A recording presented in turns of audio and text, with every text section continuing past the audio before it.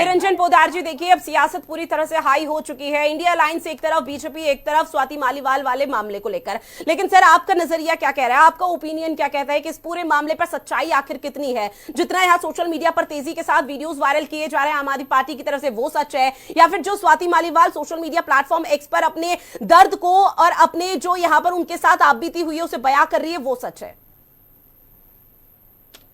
के अंदर अगर आप कहेंगे तो मैं सारी बात सिलसिलेवार बता सकता हूँ कि घटनाक्रम क्या था, क्यों घटा और कैसे हुआ।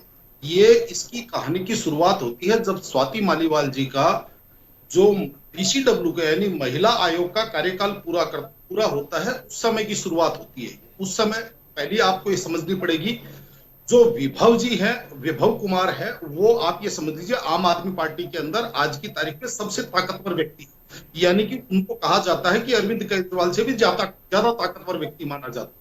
और जब स्वाति मालीवाल जी का डीसीडब्ल्यू का जब कार्यकाल पूरा हुआ तो विभव कुमार जी ने वो पद स्वाति मालीवाल जी उस पद के लिए दोबारा स्वाति मालीवाल जी को नॉमिनेट करने के लिए मना कर दिया। उस समय भी इनके बीच में एक विवाद हुआ था, एक तनाव हुआ था, लेकिन स्वाति मालीवाल जी को उस टाइम राज्यसभा भेज करके और इनको संतुष्ट कर दिया गया था कि आपको राज्यसभा भेज दिया जाएगा।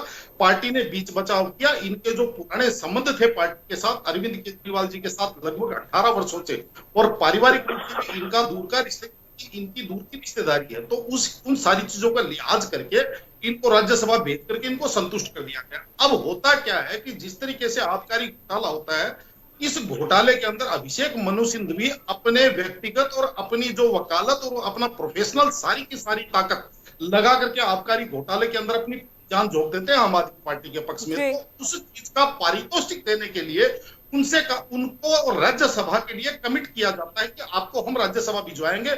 क्योंकि अभिषेक मनु सिंघवी जी के बारे में आपको पता होगा, अभी हिमाचल से राज्यसभा जाने वाले थे, लेकिन 3 विधायकों के पलटी मारने की वजह से वो रह गए थे। अब अभिषेक मनु सिंघवी जी निश्चित रूप से राज्यसभा जाने के लिए बड़े बेचैन थे। उन्होंने आम आदमी पार्टी के साथ ये एक हिसाब से समझ लीजिए एक मूक इनका समझौता हो गया। उसके बाद में ये सोचा जाता है कि राज्यसभा कैसे भेजा जाए। मालीवाल जी को अरविंद केजरीवाल जी के द्वारा निर्देशित किया जाता है, अरविंद केजरीवाल जी द्वारा विभव जी को निर्देशित किया जाता है कि मालीवाल जी से इस्तीफा नहीं किया जाए। और अरविंद केजरीवाल जी के द्वारा निर्देशित होने के बाद विभव जी मालीवाल जी को राज्यसभा से इस्तीफा देने के लिए कहते हैं।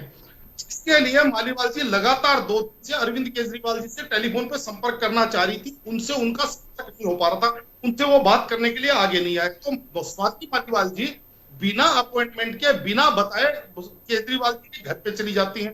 केजरीवाल जी उस टाइम अपने शयन कक्ष के अंदर होते हैं, केजरीवाल जी मिलने से मना कर देते हैं, विभव जी आते हैं, दोनों के बीच के अंदर वहां पे हॉट टॉक होती है, दोनों के बीच में वहां पे जिसको कहते हैं तकरार होती है। जैसा आप जानते हैं स्वाति मालीवाल जी का एक जो एग्रेसिव जो स्वभाव है उनका, जिस तरीके से वो 1 मिनट में हाइपर हो जाती है, तो वहां पे इनके बीच में आपस में मूक के अंदर एक दूसरे के प्रति गाली गलौज की बकती है। और ऐसा करते करते स्वाति मालीवाल विभव जी के पास चली जाती है, और विभव जी के पास चली जाती है तो विभव जी उनको पहले धक्का देते हैं। जब धक्का देते हैं स्वाति जी को ऐसा लगता है कि मेरे को क्या है, तो उसके बाद में इनके बीच में झटापटी होती है। उसके बाद में कहीं ना कहीं इनके साथ अभद्रता होती है, जिसकी चर्चा संजय सिंह जी ने करी थी। अब आपको बताता हूं, उसके बाद में स्वाति मालीवाल जी आक्रोश में आकर के 112 नंबर कॉल करती है, पुलिस वहां बाहर आ जाती है। एसएचओ को जैसे ही फ्लैश होता है डिश वायरलेस के ऊपर, एसएचओ वहां से निकल जाते हैं, लेकिन स्वाति मालीवाल जी पुलिस वालों की मदद से पकड़ करके सिविल लाइंस थाने पहुंच जाती है। वहां पे उनको एसएचओ साहब नहीं मिलते हैं,